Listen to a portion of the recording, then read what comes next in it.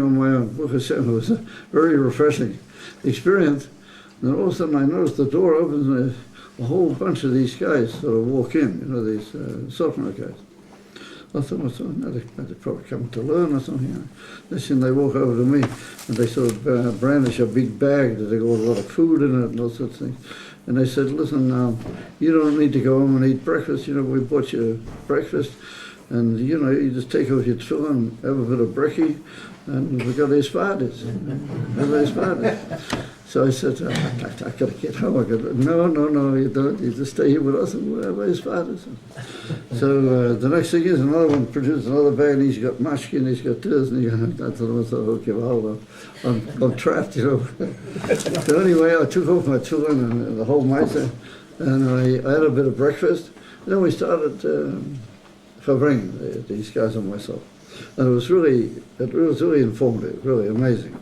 So all of a sudden one of them looks at me, and he's got these sort of piercing eyes, and he looks at me and he says, Rabbi, he says, all that you say is very good, it's very inspiring, and it's very to the point, and we can't opfregen. Opfregen in Yiddish means to dismiss what I'm saying. Can't dismiss it. He said, but that was all up to Gimel Tammuz. He said, what's this after Gimel Tammuz? He sort of looks at me and he said, what's after Gimel Tammuz? And they're all sitting around, they're all sort of, everybody wants an answer. So what did I do? I just remained perfectly calm, absolute. I looked him in the eye, like he was looking me in the eye. I caught his eye, and I said to him in loud English, I said to him, business as usual. That's what I said. That was my answer. I said, business as usual. Now these guys, they talk good English, even though they, amongst themselves, they talk Yiddish, or they live in America. They live in that place, Monroe, is a holiday center. A lot of people come through there the whole time. So they talk good English.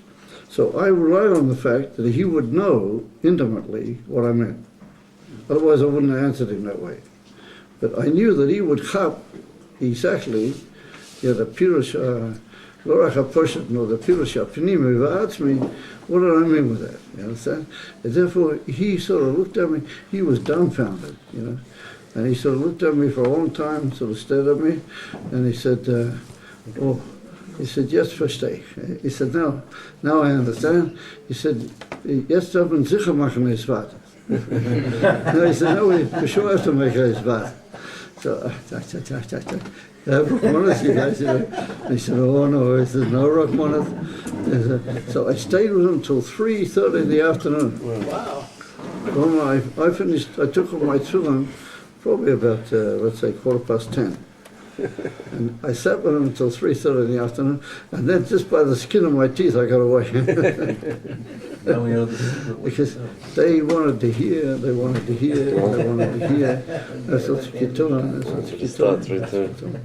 And all because I answered him, I told him openly, mamish le'inyan, what's the emes. I didn't start philosophizing and reading and this and this. I just caught his eye, and Hashem helped me. I just said the right sentence to him with the right, and he looked at me, he stared at me for quite a while, and then he said, yes, versteht er. That was amazing. That's the matzah, guys. Baruch Hashem, business as usual. You hear Nachshon? It's business as usual. Nothing's changed. If there's been any changes, only for the better. Well, not chas v'sholom, anything negative. We're just going and we're progressing, it's just going, it's opening. It's just aim. And now it's YUD BEIS TAMMUZ, with the unbelievable koyach, the nasi hu ha-koyel, with the early, it's just aim, l'shaya, l'taya, how it's growing. And Davki, this generation, I said this the other night somewhere, I don't remember to whom. I keep forgetting now what I'm saying after that. Maybe I shouldn't talk so much, but anyway, it's Davki, this young generation, these guys, these kids, that they never saw the river. They never knew anything, it's no way. We can't do it. They're fire, over the mamish fire. And they're carrying the whole thing. They're carrying it forth. A tremendous tnufa. Did you guys see when I came in here, my wife took me outside to talk with a young girl. That is my Aniko. She's Rivki's daughter, that girl that was here. Rivki needs to go see a shul, that's something nice. But that's her daughter. And she is leaving Sunday morning early for Germany or something. Yes, I think it's Germany, and she's going to be doing the mitzvah, and she's going to be cooking, she's going to be telling them all about Mashiach. She's going to be this. And these young people, where does it all come from? This unbelievable energy, this unquenchable desire to give over and to tell them, to Marish Bekesla Mashiach and the kind of thing. And Lubavitch is growing. It's just, there's no slowdown. It's just a tremendous pickup the whole time, day after day. It's just increasing the whole time. And that's because nothing has changed. Business as usual. Hashem should help us. We be part of the business. We be part of the business. And we have to realize that fine. Anosi hu akoil, that's it. And that's an everlasting thing, remains. That's not shaykh, there's a shinui kosher. Anosi hu akoil. And I thank you all for coming up here. And Hashem should help us that every day we make new Talmudim. Every day we make new Mekabli Panei Mashiach Tikkein.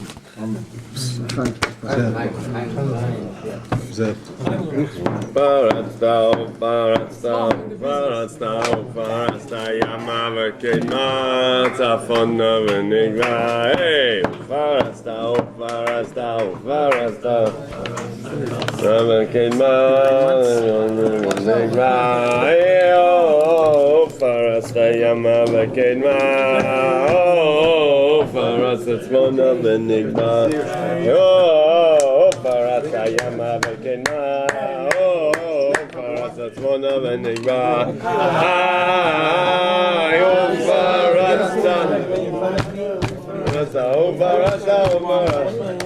Why is it hard to work? You never know when you're going to get a fire.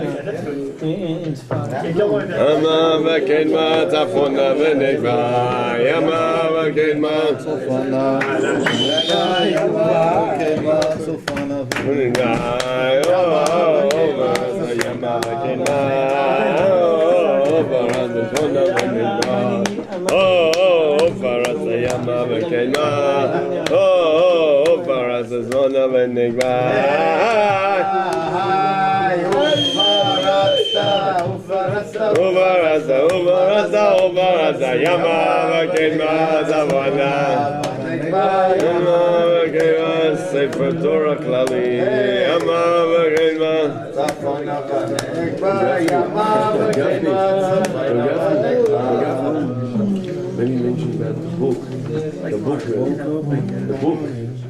everyone should write. Everyone should write about all Tamim. You should mention it. About all Tamim in the book. Everybody should write about their story.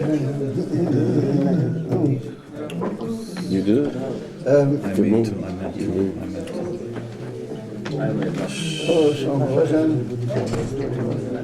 What did you say? Waiting Beis Amidas. I don't know from our years. You don't know about the guys? Oh, you know something? Huh? Who?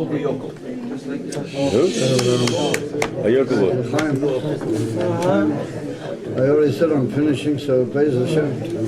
This time because the guys have got to get back to Krakow. No. Shouldn't finish for the bus. Yeah, you don't have to finish. They're not going there. You have another half an hour. He's not letting So I want to tell you a new story. A new story. And everybody will forgive You don't the have to leave person that. relevant to the story.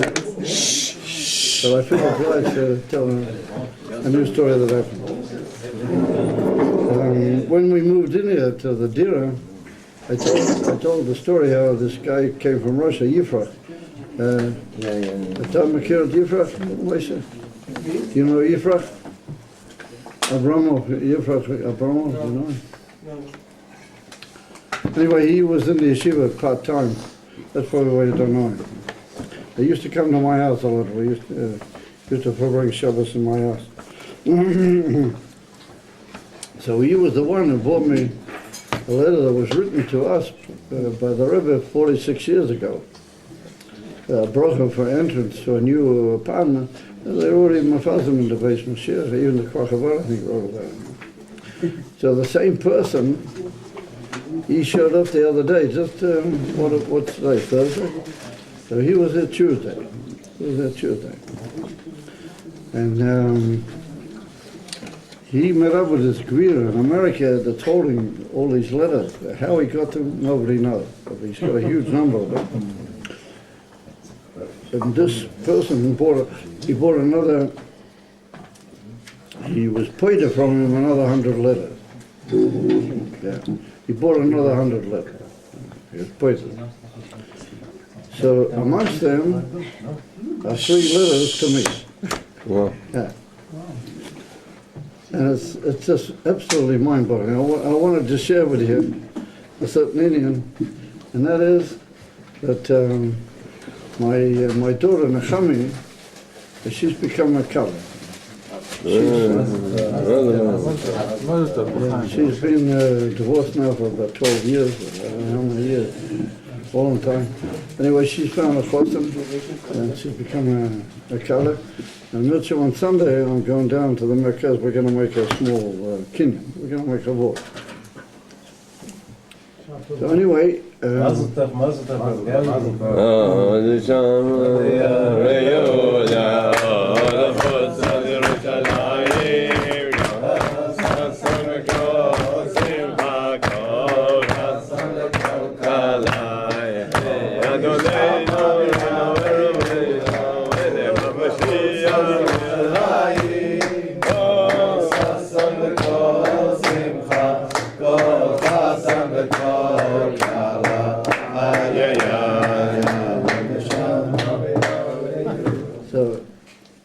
he shows me the 3 letters that he got.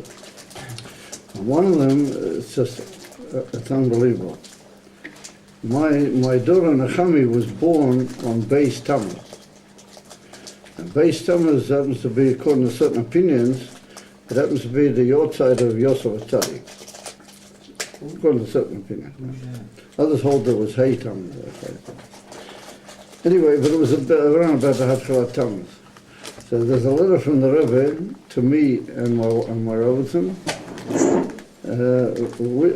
Mazel Tov on the birth of our daughter, Asher Yikora Shma B'Yisrael Nechamadina.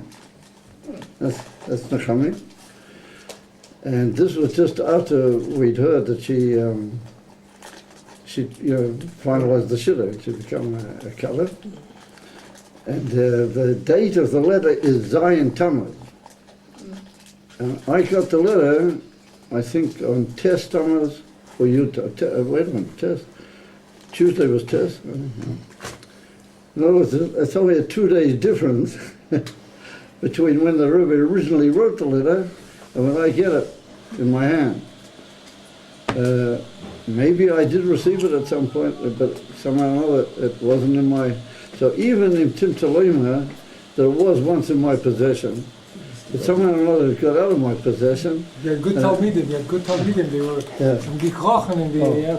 And remember, so Tzariki coming into my possession, it's an Emerson Pidyon. Anyway, the Rebbe writes there that we should be Megadol Eloter, the Chupra Ma'izim Tevim, with the whole Indian, the whole core from the Rebbe Rashab, and the other Indian, and that's Zion Tammuz. And Sunday, we're traveling to Beis Hashem to make the kinyan. But the Rabbanim told us that when it's Aziv Ksheni, you only make a small kinyan, you don't make a big person. But we're going to make a kiddush with a million of people. That's just unbelievable. You know, I'm talking about going to Nechami's board. It's Tess Tammuz. And she was born on Beis Tammuz. And here we get this letter, you know, Mom's not a way over in the Here we got Mom's a letter.